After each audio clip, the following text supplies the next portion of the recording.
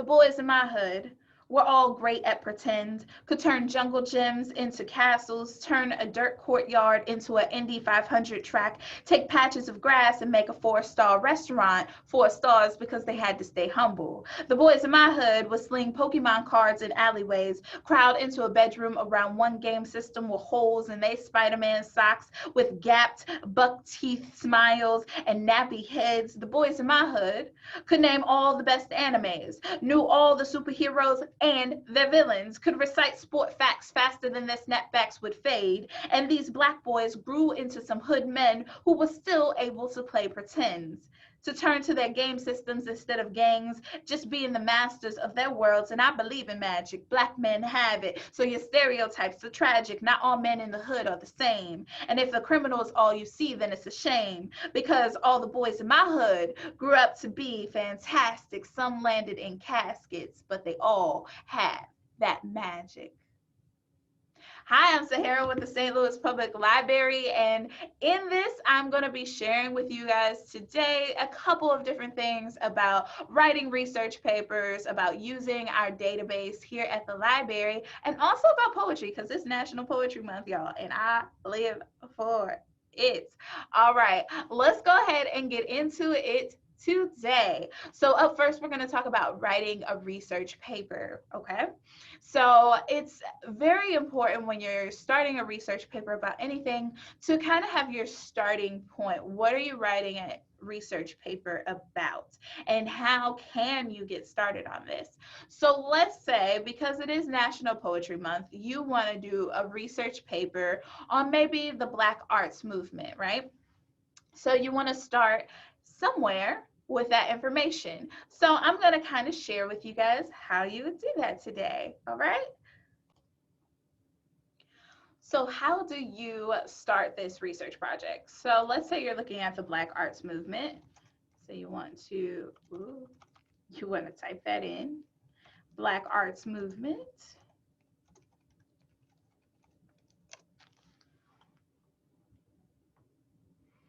And so you want to get some basic information. Okay, you see the Black arts movement was an African American led movement that was active during the 1960s and 1970s. Okay, so we know Black arts movement, 1960s, 1970s, it was African American led. So that's your starting point, right? So then you can go to slpl.org, right? And then you want to go to our digital content, A to Z resources. And then you want to see what's here. So you have African Americans Communities Collection, that's here. Then you have the African American Experience. Well, I can pick one of these because I know that these will probably get me where I want. Now, this one focuses prominently on Atlanta, Chicago, St. Louis, New York, and towns and cities in North Carolina, things like that. So we could search there, or we could use this one, which is from a myriad of sources from different libraries and their databases. So I'm going to use the African American Experience. And then I'm going to search the database. So I'm going to type Black Arts Movement, right? And it pulls up a whole bunch of things. And so we see they have the right time period. It's the Black Power movement, 1965 through 1979. And then I can go from here and pick maybe what I want to focus on. And so if I want to look at, let's see, Amiri Baraka. Okay, I've heard of that name before, maybe. So maybe I want to focus this project on Amiri Baraka and his impact during the Black arts movement. So now I have the starting point that I could actually go with and kind of turn it into something that is really great. So I'm going to focus on Amiri Baraka for this. And that makes it a little bit easier because I can search in the database. Amiri Baraka. Okay, I'm seeing a lot of resources about this. So I'm seeing quotes, I'm seeing photos and illustrations. I'm seeing things that have, oh, this might be a video. So there's a lot of different things that you have here that you could go with. And then, so I'm gonna go with this quote, right?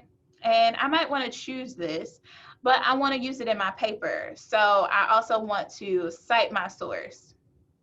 This is where you can use your resources page and you can cite this, right? And you can go with the MLA style, you can go with the Chicago style, the APA style, whatever your teacher asks you to use. And then you can just do this because this isn't cheating. You just copy, paste, right? And then you put it into your resources page and it already has the format that you would need to complete that writing. All right, and so that's a good starting point. That's kind of how you can get started and how you can kind of start your projects and move forward, right? And it's a good way to kind of get your information going. What else can you do to kind of help you with a research paper? Because it's a lot of information. Well, that's what we're here for, right? We want to make sure we can help you if you're struggling with your projects or anything like that. So always feel free to email us, let us know what you're struggling with so that we can help you out. We always love to be a resource that can provide you feedback, maybe read through your paper and help you edit it and things like that. We also have, if you head over to slpl.org, right, we have our kids and teens tab, but we also have that digital content. So let's go back to the digital content. And I want to get help writing this paper. I'm going to go to BrainFuse, which is Help Now, BrainFuse Help Now. And they provide free online homework help. And they have specifically a writing lab. So I'm going to go to the writing lab. I'm going to type in my username and password, right? And if you don't have it, you can just sign up for it. It's really easy. So you just create a username, you create a password, you re-enter that, and then you kind of get started. Okay, so I've logged everything in, and then I'm going to click on this writing lab. Oops, I'm going to sign in. All right.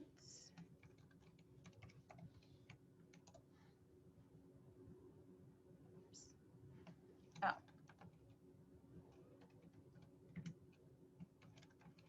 Gonna get the right password and everything. Bada bing. All right, so I can attach my document, right? And I can add any comments, any information that I think my writing expert should know before they review my paper.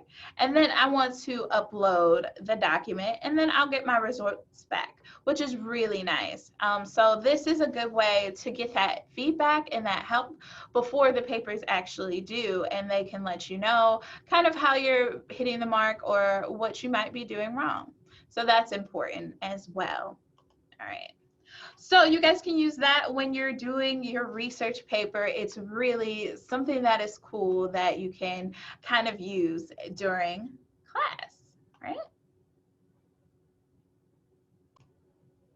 So we talked about that one or two databases that you guys could use, but there are so many more that you can use as well. So let's go ahead and share some more so you can kind of see what you can utilize. So we're going to go once again, slpl.org, right? We're going to go to that digital content. We're going to go to A to Z resources.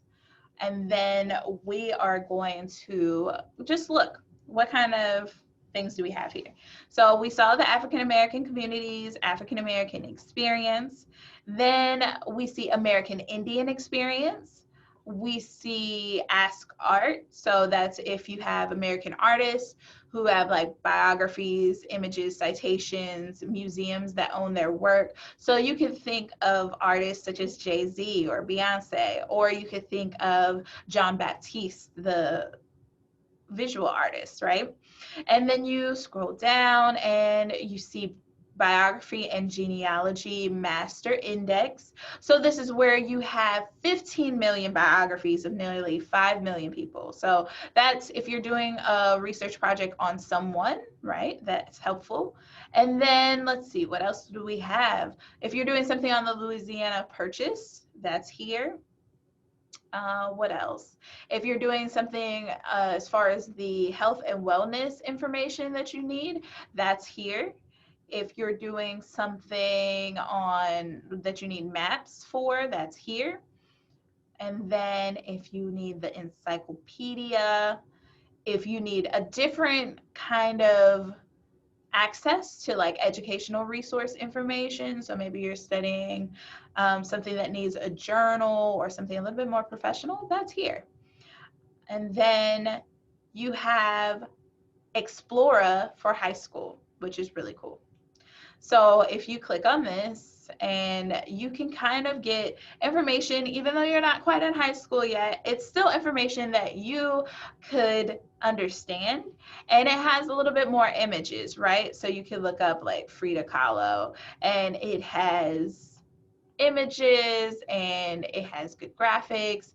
It kind of tells you if you have a magazine, news, ebook, is this a review, is it a biography, and what that kind of is. And then it has images and everything.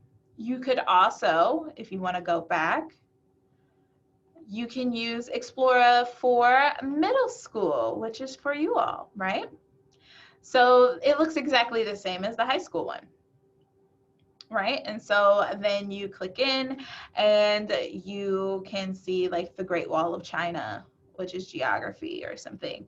And you can look at magazines, news, biographies, primary sources. They have videos, that you can look at. People walk on the Great Wall of China. And this is when Shakespeare's Hamlet was to be staged, right? And then you can watch that video, which is really cool. You can kind of see.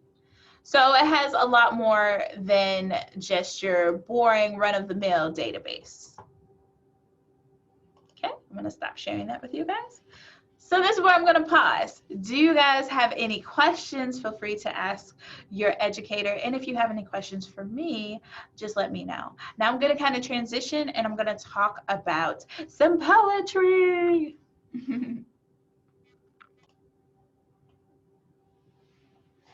So it is National Poetry Month, which means that we have a bunch of books that you all can check out that are in verse and are a little bit easier to read than your run-of-the-mill book, right? And so the first one I want to mention is Crossover. This one is by Kwame Alexander, and it is a graphic J book, which just means that it is something that is a little bit cool because it has images and everything. So this is one of the poems in the book. Josh Bell is my name, but filthy nasty is my claim to fame. Folks call me that because my game's acclaimed. So downright dirty, it'll put you to shame. My hair is long, my height's tall. See, I'm the next Kevin Durant, LeBron, and Chris Paul. Remember the greats, my dad likes to gloat. I balled with Magic and the GOAT. But tricks are for kids, I reply. Don't need your pets, my game's so fly. Mom says, your dad's old school like an old Chevette. You're fresh and new like a red Corvette. Your game's so sweet, it's crepe Suzette. Each time you play, it's all net. If anyone else called me fresh and sweet, I'd burn mad as a flame. But I know she's only talking about my game. See, when I play ball, I'm on fire. When I shoot, I inspire. The hoop's for sale and I'm the buyer. So you have really great images, like it's all net. And this book is basically about Josh Bell and his twin brother Jordan, who are kings on the court with the crossovers that make even the toughest ballers cry, right? They have a legacy to live up to because their dad was a baller and now they're both ballers. But even though they're twins, they have some differences, right? And so you get to see that throughout the book, and it's kind of like that. This is also available on our downloadables, which you can access right from your phone on Hoopla and Overdrive, which I think you should definitely check out because those are free services for you. Okay. We also have things like Emmy and the Key of Code. So this is about a girl who wants to make music, but she's using code to do so. So I'm going to read one of the poems in this book. This is called Empty Remix. In the space that just seconds ago held fun facts that I should want to shout so loud they could hear me, all the way in Wisconsin, there is now nothing except blank. My head fuzzes, my vision spots, my fingers tingle. I recognize this feeling. I know this feeling. I hate this feeling. So before it gets any worse, I say, I don't have a fun fact. And Miss Delaney says, that's okay. You can tell us when you're ready. So it's a little bit different, right? So this one's a little bit more of a story, and you have just these short poems that kind of make the story move forward. So I highly recommend it if you're interested in coding, if you want to know how to make music with coding. She kind of talks about that in this book. Her name is Emmy. She moves into a new town, and she has to kind of navigate this new school. The next one I have is House Arrest, and this is by K.A. Holtz. This one is about a kid who is on probation for an entire year because he did something that he ends up on probation, and he has to navigate that, right? So this is a poem from this book. Stealing is bad. Yeah, I know. But my brother Levy is also so sick, and his medicine is always so expensive. I didn't think anyone would notice if I took that credit card, if in one stolen second I bought Levy's medicine. But someone did notice. Now I have to prove I'm not a delinquent. I'm not a total bonehead. That one quick second turned into juvie, a judge, a year of house arrest, a year of this court-ordered journal, a year to avoid messing up and being sent back to juvie. So fast my head will spin. It's only 1 year, only 52 weeks, only 365 days, only 8,760 hours, only 525,600 minutes. What could go wrong? So this is really cool. This is about this kid who just has to write this journal, and so you kind of get a peek into his life all throughout the book, which I highly recommend. The last one I'm going to talk about today is Love That Dog. And this one is about a kid who doesn't want to write poetry, doesn't want to think about poetry. So yeah, September 13th. I don't want to because boys don't write poetry. Girls do. September 21st. I tried. Can't do it. Brain's empty. This is the story of Jack, who finds his voice with the help of paper, pencil, teacher, and dog. Dog? What? So yes, this is about a boy who finds out that he hates poetry, but that he finds a way to write poetry anyway. So these are really, really short. This book, entire book, is real short. And this is by Sharon Creech. So this is something that I highly recommend for you guys to check out and read. All right, that has been my books. The last thing I kind of want to share with you all today is how can you get your very own library card and you use our services, right? Use all the things that I've kind of talked about today. So let's go back to slpl.org. Let's see here.